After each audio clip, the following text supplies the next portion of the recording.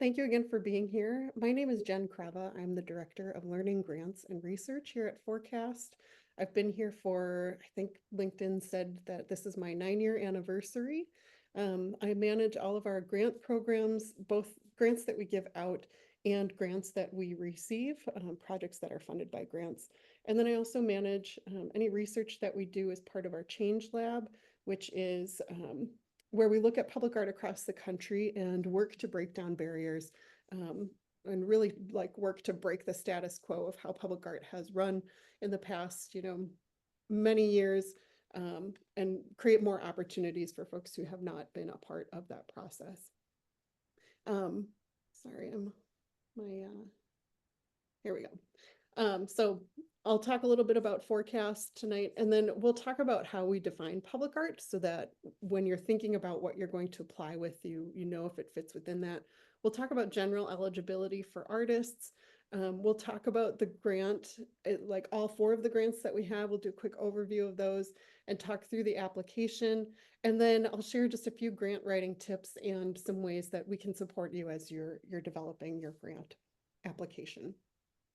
So Forecast is a mission-based organization. We were started in 1978 by artists who are interested in working in public art more than they had been. And then we just grew from there. Instead of working project by project, we started to share our knowledge with others because we've been doing this for such a long time. So we are actually hired by other folks to help them with public art projects. But we're a mission-based organization. We're a women-owned small business certified in St. Paul. And you can see here that our mission is really to push forward public art that advances justice, health, and human dignity. We've got several values that help us make our decisions as a nonprofit. You can see those on the screen here as well. We really think about how we're distributing wealth in a just way, not only wealth, but opportunities and privilege. We like to align with others who are fighting for equity and human dignity. We really think about environmentally and culturally sustainable policies and practices in all of the projects that we work on. We like to build relationships of mutual investment with people that we work with rather than thinking about them as transactions. We really think that inclusive practices should, or we believe in utilizing inclusive practices that invite and honor expression of people in place. And we really think that creating an equitable future requires a bold imagination. So we're always trying to think big and build new ways for people to be involved in public art. We do 3 main things. The first is that we support and fund and train artists who work in public. One of the ways that we do that is with this grant program. But we also offer trainings for artists. We also work with people who are looking for artists, and we develop calls for them and build opportunities for artists to be able to apply for to do more work in public spaces. Like I said before, we get hired by folks to help them do public art or creative placemaking projects. People call us all the time and say, I want to work with an artist. I don't know how to find one. So we help them find artists, but we also write public art master plans and creative placemaking plans for cities and other entities. We do a lot of trainings, like I said, and then we also do a lot of creative community engagement across the nation. And then we have a publication called Forward. This is a digital publication that comes out with a different theme that it addresses each time. We just released our latest issue, which is all about climate change. We have an issue that is about public art and transportation. We've got an issue about public art and community health. So we're really thinking about how we can create intersections between different sectors and doing this work. So let's talk about how we define public art. We really think about it in a broad sense. We think about public art as art that is publicly accessible. It can be temporary or permanent. It can be a process or a product. As we talk about each grant tonight, I'll share some examples of past grants that have, or past artists who have gotten grants from us so that you can see what that, what has fallen under this definition in the past. A lot of people don't label themselves as quote unquote artists. or maybe there isn't a word for artist in their language. So maybe you think about yourself as a maker or a creator or an innovator. All of those are totally fine. You don't have to call yourself an artist. Um, the key is that you're doing publicly accessible work, right? You're absolutely eligible to apply, even if you don't think of yourself as a quote unquote artist. Generally speaking, to be eligible for our grants here at Forecast, you do have to be based within the geopolitical boundaries of the state of Minnesota and or be within one of the 11 Native nations that share that same geography. You cannot be a student. You have to be done with school, whether that's high school or any sort of college program. You just can't be a student. You can apply as an individual artist, or you can be a part of a team. That's totally okay. But you cannot apply as an organization or as part of an organization. It has to be you as an individual or a team of artists who are individuals. You have to create something that is freely accessible, so you can't charge fees for it. You have to make sure that it's in a place where people can actually get to it, but it has to be free. That's a really key part of this. You have to also create new work. You can't reinstall something that you've done before or redistribute it or bring it back to life or something like that. You have to build new work as part of this. And it has to be something that you initiate. It can't be something that someone else has asked you to do or is commissioning you to do. I like to think about these grants as like, what is your dream project? What's the pie in the sky? That's what you should be applying to with this.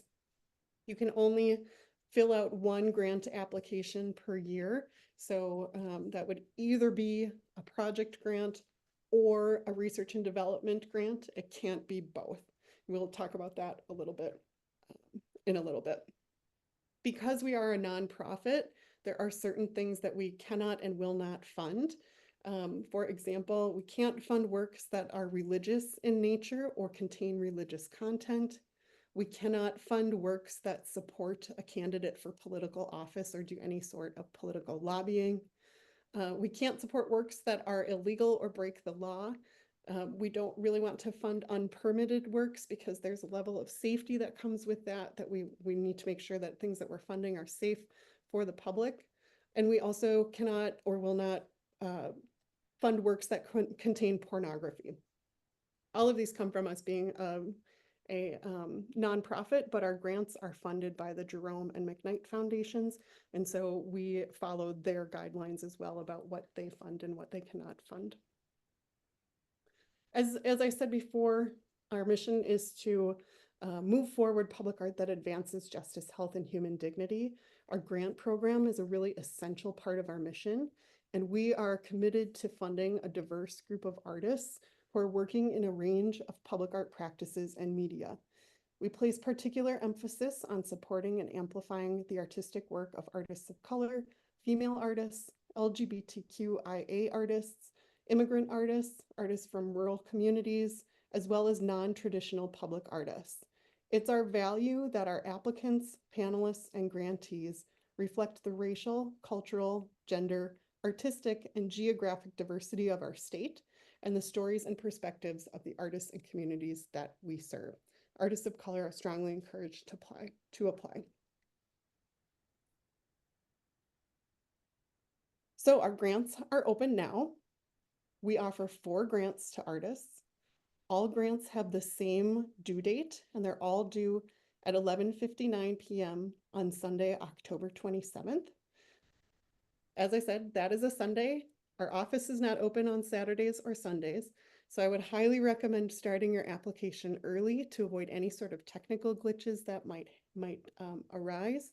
If you do have problems and it's the last minute, send me an email and let me know, and then I'll check the next day and we'll work together to figure out where it is and how to get it in the system.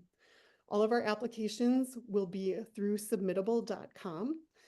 If you are not already subscribed to our newsletter, I'd recommend subscribing to that because we will announce grant openings, deadlines, things like that, and other grant-related activities through our newsletter.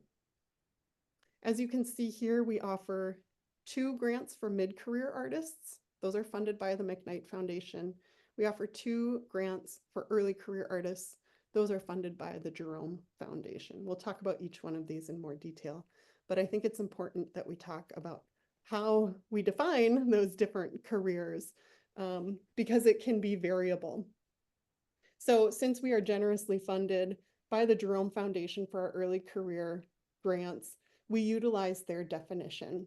So early career is defined as an artist who's in the early stages of their creative development, really between 2 and 10 years of generative experience. They have a focused direction and goals, even while they're still developing their artistic voice. They haven't necessarily been substantially celebrated within their field, or just, in the public at large.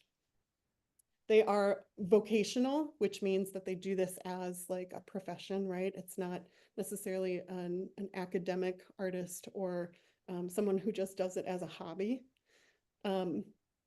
If we go back to that 2 to 10 years, artists who have been in the field for longer than 10 years are generally not eligible, even if they feel under-recognized because they've been practicing for such a long time. And age is not a determining factor. So just want to share a couple other things. We say at the top here that artists are generating, right? They're generative artists. That means that it's artists who are conceiving and creating new original works, not reproducing work of other people or not reinstalling or reproducing the same works over. They're constantly generating new ideas and new work. And this means like from concept to completion, right? So not a remount, not a revival, not an interpretation of something that previously exists. As I said, age is not a determining factor. The career stage is assessed by the cumulative number of years that an artist has been generating their own work. Mid-career established artists can sometimes shift between one artistic discipline and another. Those folks would not be considered early career. So let's say you've been practicing art for 15 years, but let's say 7 of those years you were working as a performance artist, and 7 of those, and then you switched over and started building sculptures for the past 7 years of your career. You would still be considered a mid-career artist because you've been generating work for 14 years. Jerome states and wants to clarify a little bit about that 2 to 10 year span. They recognize that some artists may experience enormous success, move past that early career status before they reach their 5th year of practicing or their 10th year practicing. We also know that the number of opportunities afforded to artists may differ significantly based on discipline, race or ethnicity, class, gender, physical ability, and geography, among other factors. Some artists may be past their 10th year and still be on the spectrum of early career status because maybe they took some time out of their active artistic practice to go to school or to be a caregiver or some other circumstance that did not allow them to continue practicing during that time. So the use of early career in this 2 to 10 years is really an attempt to be clear about the kinds of artists that Jerome likes to support and then consequently that Forecast supports through our grants. We realize the lack of a rigid definition leaves room for interpretation, but there's a lot of flexibility here. So really we're thinking about what does your overall career look like? How long have you been practicing? What kinds of notoriety have you received in your field? If you're not sure where you sit, whether in early or mid-career, I am more than happy to help you determine which category that you should apply for. So let's look at a definition of mid-career artist. A mid-career artist is an artist who has been actively creating and exhibiting their work for at least 10 years. They've established a reputation in the art world.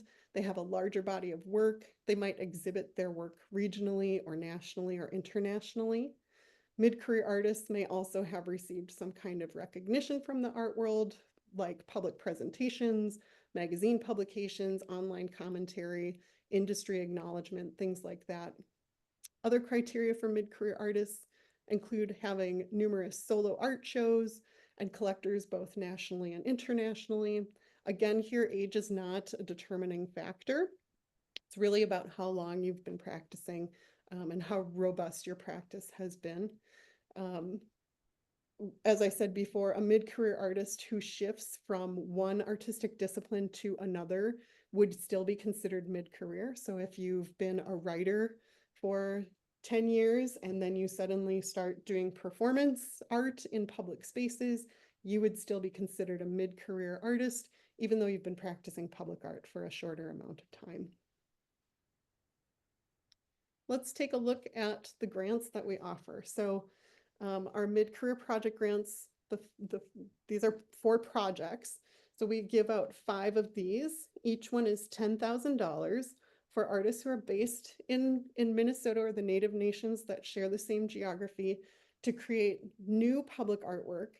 It can be temporary or permanent. It can be located anywhere within the geopolitical boundaries of the state, but it must be publicly accessible to the public once it's complete. You do need to secure your project site when you're applying. So you have to have an okay or approval of the project site when you're submitting your application. That could be anything like you're going to do a mural on a wall of a building that's owned by a private entity, and they write an email to you that says, it's totally okay that Jen does a mural on the wall of my building. I'm very excited for it. You can just submit a PDF of that email as part of your application. Let's say you're a performance artist and you want to do a performance in a park in St. Paul. All that they require is for you to submit an application to be able to use their space. So you can just fill out that application and then submit a PDF of that application with your grant application so that we know that you've gone through the process of getting permission to be able to use that space.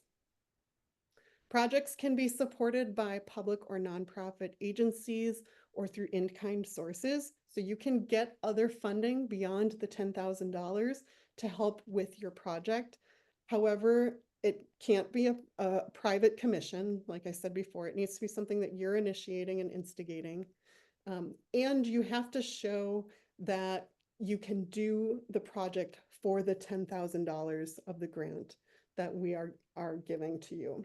If you receive funding from another source, then that you would want to show how you're scaling that up, how you're scaling your project up because you're getting more funding. So it's really key when you submit your budget that you are showing how and that you can do the project for the amount of the grant that we're offering. The grant period is from January to November. So you would have to install or perform or complete your project during that grant period of January through November of 2025. One of our former mid-career project grantees is Karen Savage Blue. Karen worked on a mural on a large exterior wall of the early childhood building on the Fond du Lac Reservation. So it's one example of something that you could do or apply with. Another previous mid-career project grantee was Brian Talwara. He created an exhibit called Lao Imagination, and that held space at New Rules, which is in North Minneapolis, over a few months of his grant period. And it really was a way for him to curate different examples of art from Lao American artists who are based in Minnesota and across the United States to reflect on the Lao imagination in diaspora across intercultural lines. So this was a freely accessible, publicly accessible space where he installed this installation, I'll say this exhibition, and was able to have it up for a few months. So that's our mid-career project grants. We then also offer mid-career professional development grants. These are, we give out 2 of these. Each one is $5,000. And rather than funding a project itself, this grant funding can be used to support the development of a project idea, to participate in activities that will help you further your career as a public artist. You can take classes, you can travel, you can pay a mentor, you can pay yourself to learn new skills. You do not have to make a project with the professional development grant. Again, it can range from residencies to apprenticeships, conferences, travel, study, skill building. You could make project models if you wanted to, or do research on a new material. The idea here that's really key is that the overall outcome is to advance your public art career as the applicant. Again, key, advancing your public art career further. Pramila Vasudevan is a former professional development grantee. She developed a residency, it funded a residency at the Wiseman Art Museum, where she investigated what it means for the public to witness the creation of a performance and how things can change in a fraction of a second. So she was doing research through performance and brought the public in to watch her doing that. Another mid-career professional development grantee is Diani Whitehawk. This grant funded a residency for her at Franz Mayer of Munich in Munich, Germany.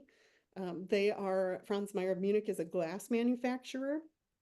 So she was able to travel to Munich and do a residency at this glass manufacturer and develop different designs. She's traditionally been a painter.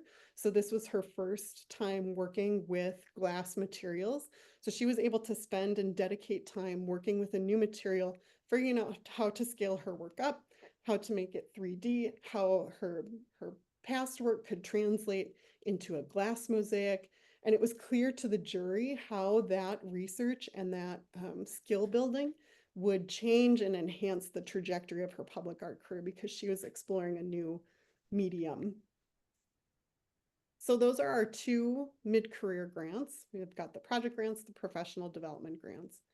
We have 2 early career grants.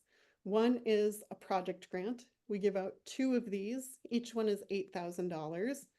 Same idea as the mid-career project grants. These can be temporary or permanent artworks. They can be located anywhere in the state of Minnesota.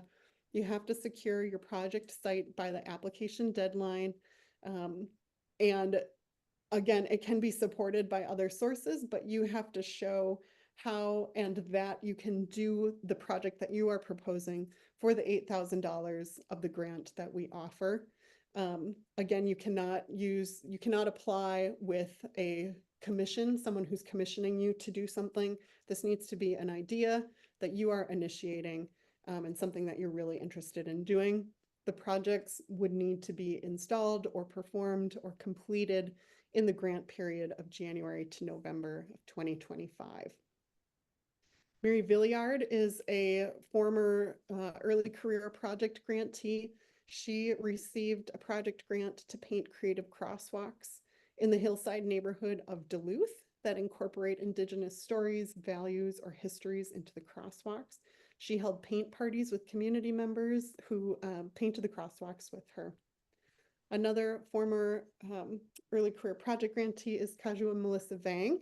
Melissa worked on a project called Hmong Ephemeras, and it was a projection of a series of short experimental films that focused on the world of caregiving and the complex relationship between the caregivers and those given care. And she installed this at a gallery, but it's open to the public, and so she didn't charge a fee or anything like that.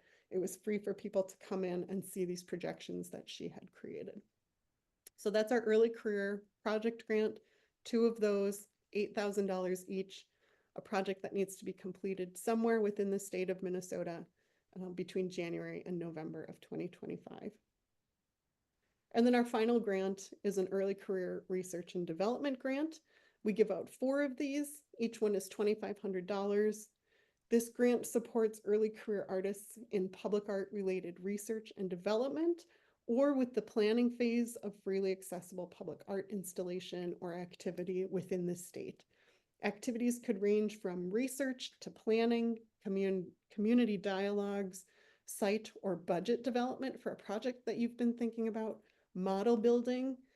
You can think about a new material that you might want to experiment with.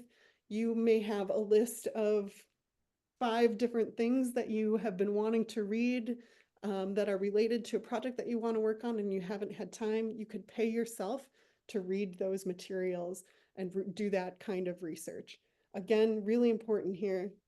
You do not, sorry, this says project up here, but it should say professional development or research and development. You do not have to do a project with these research and development grants. You do not have to do a project.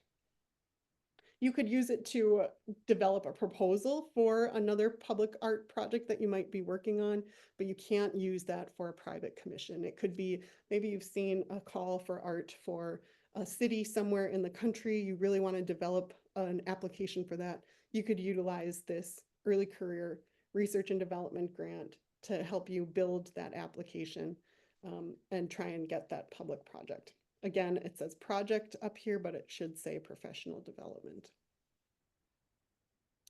I don't have photos of the works that have come out of this because you don't have to make a project. So these are 4 artists who have gotten this grant in the past. As an example of what they did, Daniel McCarthy Clifford did archival research about activism and dissent in Minnesota, specifically around Minnesotans who were sentenced to federal prison for protesting during the First World War. Kason Sionessa conducted research for a free presentation of In the Land of 10,000 Stories, which is an original family-friendly play that was written to explore refugee identity in Minnesota through Lao storytelling and shadow puppetry. So she really she did a live reading of that and got feedback back, and that was how she did her research. Tina Tavera did research on how to create a mini gallery space in South Minneapolis that would support visual art, performance, and film. She did a lot of research around shipping containers and how she might be able to procure one, how big they are, what she might be able to actually present in them, how she could utilize the space and the area around it as a creative place for artists of color from the community to utilize. Wisdom Young traveled to Ghana and Senegal to research questions about identity and home and healing in regard to origination, connection, and culture. And then she brought all of that information back with her to be able to develop a project, a public artwork for North Minneapolis, her North Minneapolis community. But again, she did not have to build that project. She really just needed to focus on doing the research, traveling, asking questions, finding answers, and then ruminating on that and figuring out how it might lead into a project. So our applications are all on Submittable. Let's take a look at these because they are all very similar. The questions in these are all very similar for each one of the applications. So if you go to submittable.com, I think it's forecastpublicart.submittable.com, it will pull up our general page. You can see here just information about our organization. And then down at the bottom are our grants. We've got the 2025 Early Career Research and Development, Early Career Project, Mid-Career Professional Development, and Mid-Career Project Grant. If you click on guidelines for any one of these, it will pull up that information that we just talked about. When's the deadline? How much is the grant? What's the funding period? What do you have to do as part of it? And then there is a link that takes you back to our website that has even more information on it about each one of these. If you click on submit, it will take you to the page with the application questions. So we'll go through this again. We'll go through this one, even though it's the project grant, but the questions are very similar for every single one of the grants. There are 2 differences, which I'll talk about when we get to those points.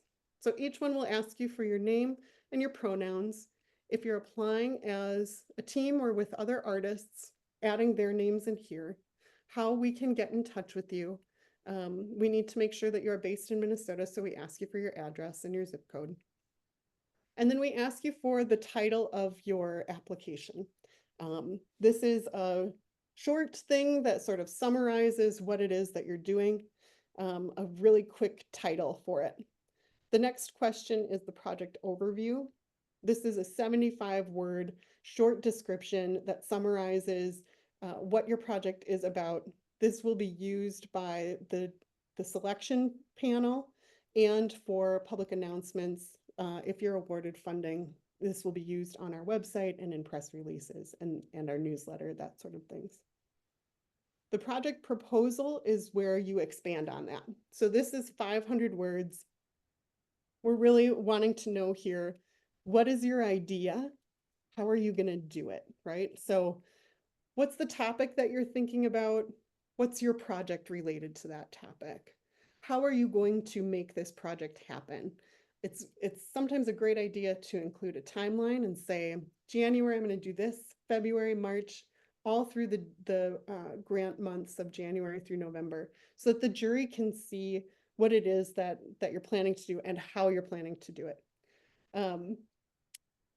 Do you have any collaborators or community partners, other team members, business partners? Have you started having conversations with people? Have you done work before that's like this?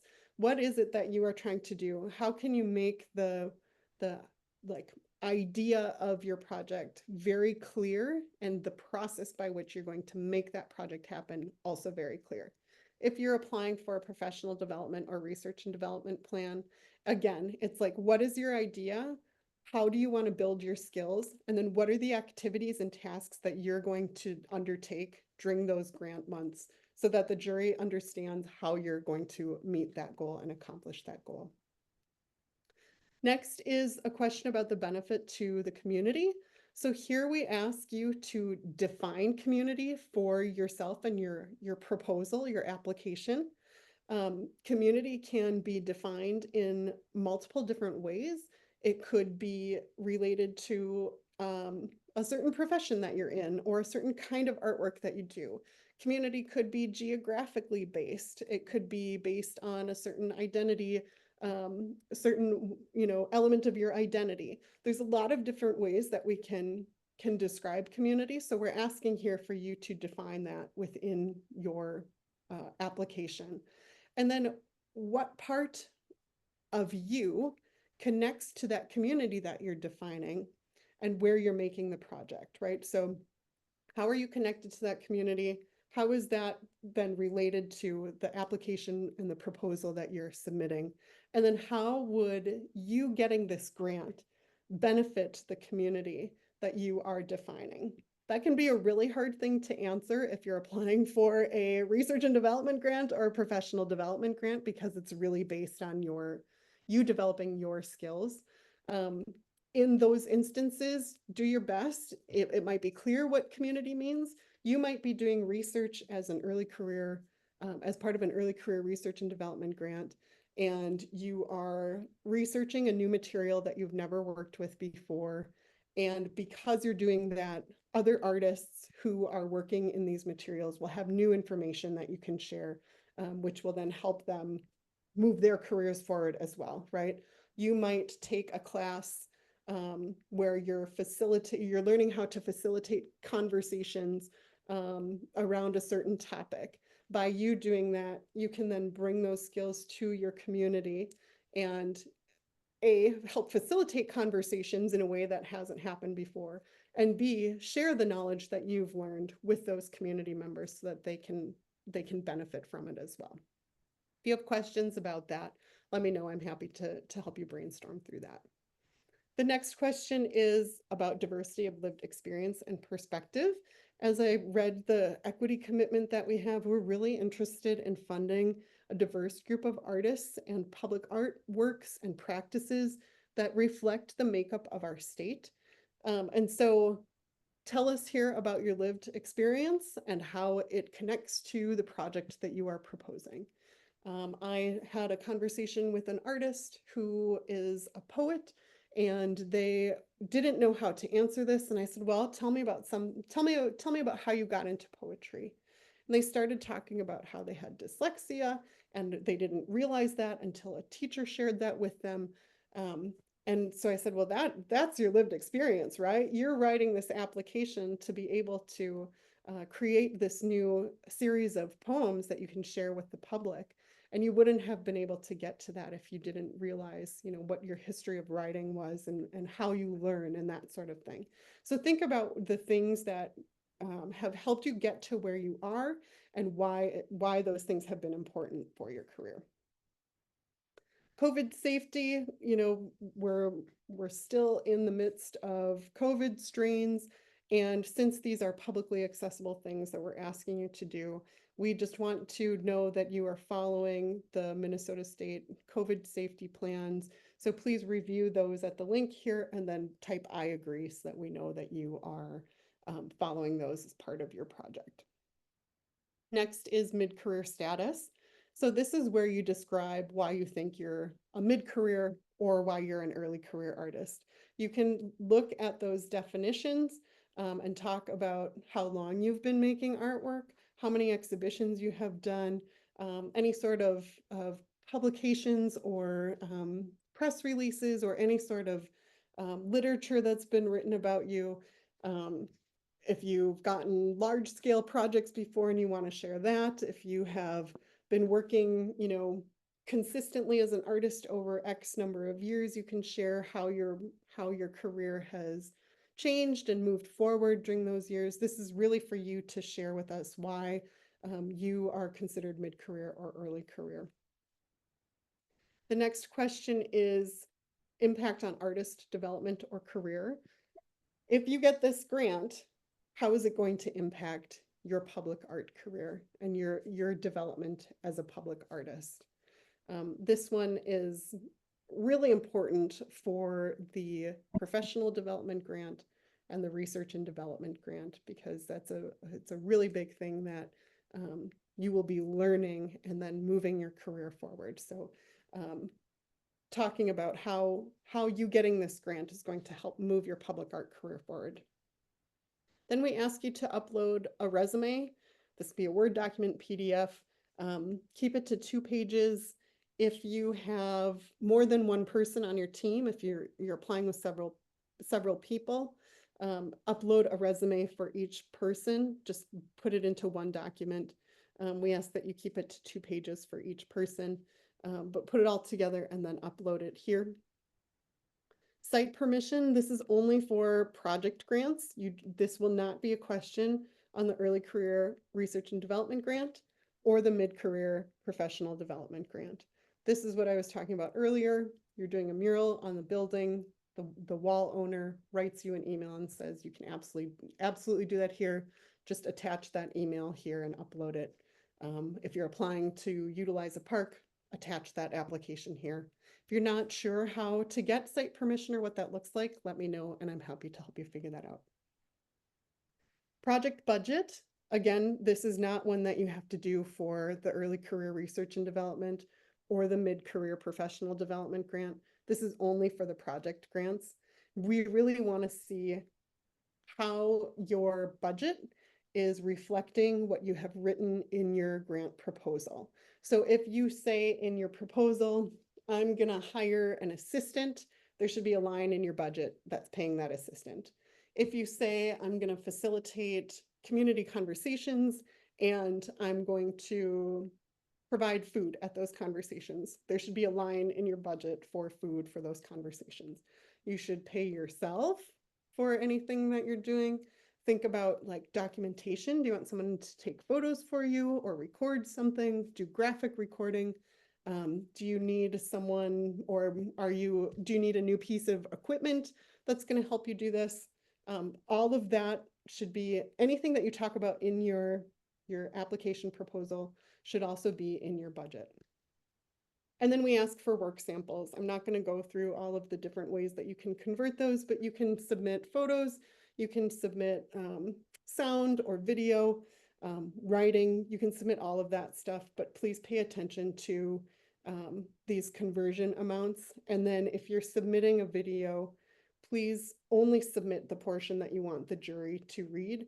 We get a lot of applications, or the only submit the amount that you want the jury to watch or listen to. We get a lot of applications, and the jury should not have to try and figure out what it is that you're trying to show through your work sample. So be very clear about where you want them to start and stop things, and maybe only submit that clip.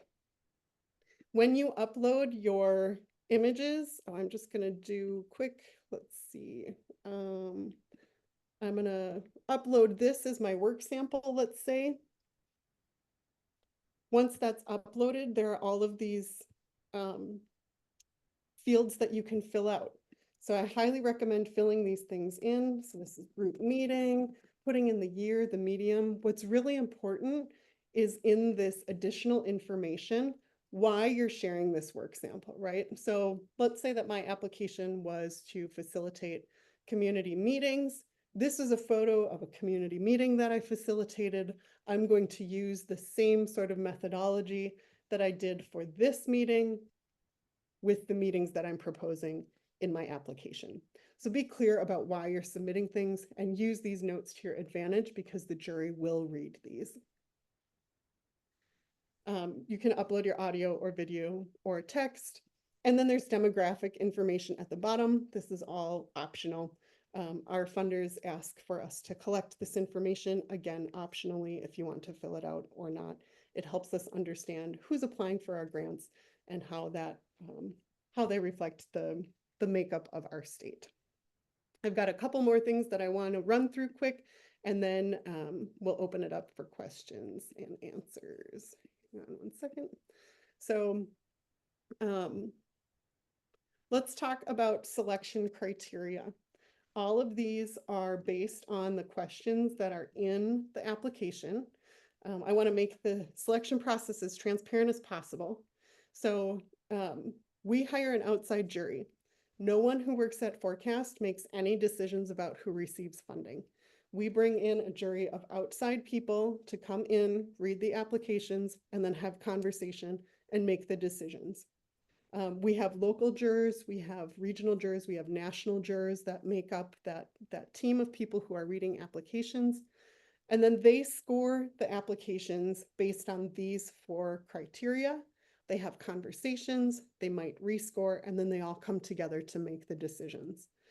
Panel processes are not open to the public, but you can request feedback on your grant application after you're notified about the jury's decisions, and we'll share those with you usually in January, and align it with the selection criteria. Some quick notes about each one of these. Quality and clarity of the proposal. What's the strength of the proposed idea? Is it clear? Is it clear that the applicant has the ability to see it through to completion? What do you actually want to use the grant money for? How are you going to use it? What activities are you going to be involved in? Or what kind of research are you going to do? What partnerships are you building? Really, what are the things that you need to do to implement the idea with which you're applying for this grant? The value of project to artist development. Really, how is what you're doing going to push your public art career forward? We've already talked about this several times. Benefit to the community, again, same as how I shared before. How are you defining community? Is it clear how you are connected to that community and how that community will benefit if you get this grant? And then the quality of work samples is both about the quality of the work that you are sharing, as well as the quality of the samples, whether it's a photo or something like that. It's very hard for a jury to look at work samples if the photos are blurry, right? And it's hard for them to make decisions based on that. So make sure that what you're uploading is of high quality, those files, but also that the artwork that's in those photos is of high quality. And the jury is going to look at those work samples. And again, like you can put in the notes, do those work samples provide information about what your application proposal is offering? Do they show the jury that you can carry out what you are proposing? That's how you want to think about those work samples. Let's run through some quick tips about writing your grant. think about, first of all, overall, think about what we're asking for. Is it about a project and how you'll implement it? You want to make sure that you're including that in your application, right? But then there's also things like, we said that we can't give money to projects that support a political candidate. Don't submit an application for a project that supports a political candidate. You will just not be eligible for it. It's probably also a good idea then to stay away from submitting work samples that support political candidates. There's good risk and there's bad risk, and this aligns a little more with the bad risk, right? We already said we can't fund this. Why are you applying with it? Cohesion is really important. Think about each question of the application as a piece of the larger puzzle. That when together create an entire story of what you would do during your grant period. Is everything that you're writing in your application speaking to each other? Every part of the application should be used to make the case for what it is that you're proposing. Try to tie every answer back to the main thing that you're proposing. When you upload your work samples, again, utilize that notes field to explain how that work sample relates to what you're proposing. This one can be a little harder. Get specific about what you are doing and how you think you're going to do it, but leave some room for flexibility. It's totally okay to say, I know that I'm going to do X, and from that activity, I'll learn more that's going to influence the next phase of the project. I don't have that specific information yet, but I know I need to do things in this order to be able to get there. So it's okay to say, like, I don't know what I'm going to learn, and it's going to affect the next phase of the work, but I know I need to do these tasks in order to accomplish what I'm proposing. Think about when a juror reads your application, what questions they might ask, and then try to preemptively answer those in your application. Next is urgency. Why is it important for you to do this project now? Why is it urgent, right? And then why are you the best person to be doing this project? Seek help. Have someone who is not familiar with your work read your grant and tell you if they understand what you're applying to do. I have my mom read stuff sometimes, and she'll read it and say, like, I have no idea what you're doing, or she'll read it and say, oh, this would be so cool if you did it, right? So they can read through and help you with the idea and if it's clear, but they can also do a spell check if you want, a punctuation check, etc. Those will not disqualify your application. The jury is not making decisions based on how good of a writer you are. That's not at all one of the criteria. It just makes it easier for the jury to read the applications if you consider some of those things. I highly encourage not waiting until the night before to begin writing. These can take a little bit of time to pull together. And so I'd suggest starting your application earlier rather than later. Here's my email address if you have any questions. I'm happy to answer anything for you. I offer, there's a grants FAQ on our website, but I'm also happy to have a 30-minute conversation with you if you'd like. You can send me your grant application and say, can you give me feedback on this? Remember, again, that I am not making decisions, but I can think about how the jury will be reading these and what they're thinking about and offer you suggestions. And then there's these information sessions, but we also have videos on our website from former grantees and the projects that they've done, and also other info sessions that my colleague Aki Shibata has done in the past.